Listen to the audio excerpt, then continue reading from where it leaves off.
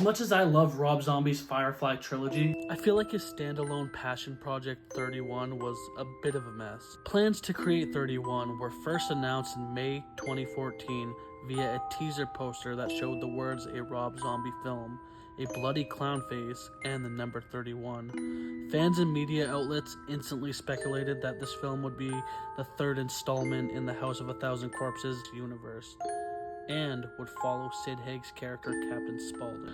Zombie would go on later to claim that this has nothing to do with Captain Spaulding, and it is in fact a standalone film and takes place on Halloween, and it will be about 5 victims playing a bloody, disturbing game. And though the premise of this movie really is kind of like a Hunger's Game homage with a very dystopian vibe, it's very explicit and puddled with huge plot holes and divisive character arcs. However, there is one golden nugget to this movie that kind of saves the day. Enter Doomhead. Right out of the gates in this movie, we are provided with the luxury of meeting this character. Richard Brake, who had a small role in Halloween 2, finally got a leading role in one of Zombie's films.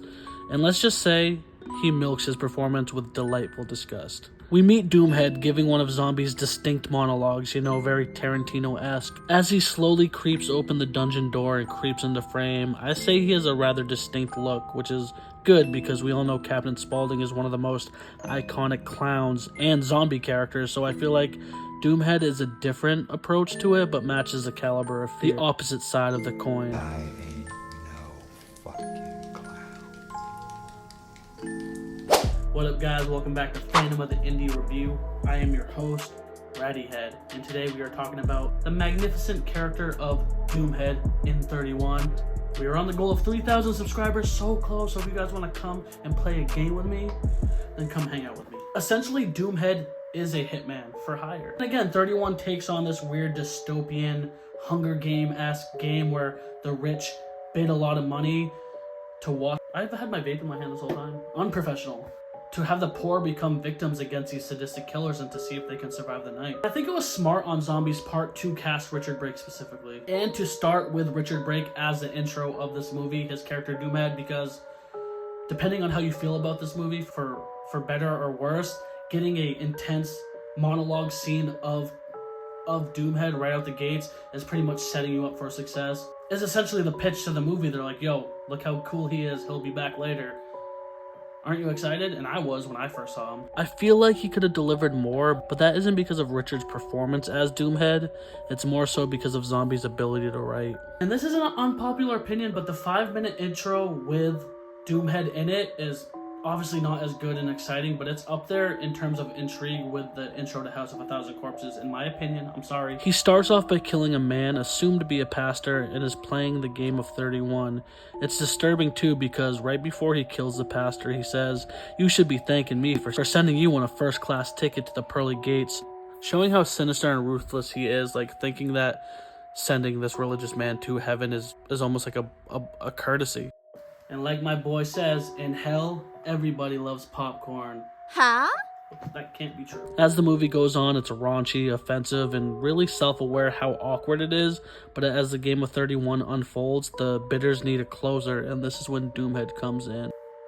And there is so much downfall to this movie that Doomhead can only save so much of, but this isn't a review of me nagging on 31, it's just me talking about the highlight reel of it. So if you want me to do a review on 31, an analytic breakdown if you will, give this video 31 likes, and we'll do it. Doomhead comes back. We get a glimpse of him at home doing some freaky shit, like if you know, you know, and then he is sent to finish the job. And even though the script's ending kind of lacks, Doomhead shows to be as ungodly as any, especially in the last frame of the film with a massive bone-chilling shot. And all in all, I find Brake's performance fascinating. His portrayal of this killer is refreshing, and I feel like very distinct and different than other interpretations I've seen in horror. I feel like he's very distinct, minus the Rob Zombie isms and dialogue. If you've seen all of Rob Zombie's horror movies, you know he writes in a certain manner, and characters kind of deliver the same like aesthetic almost. It's kind of weird, I guess.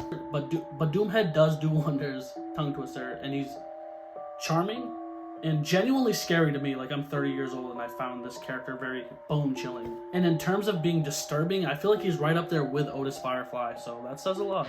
Alright guys, that's the video. Subscribe, give me a thumber, hit that ding-a-ling button harassing you, telling you, hey, it's me, I'm here, and I'm gonna say it one time for the one time, two times for the O's. Give me a hell yeah for horror. Do I give you the impression that I would spare you?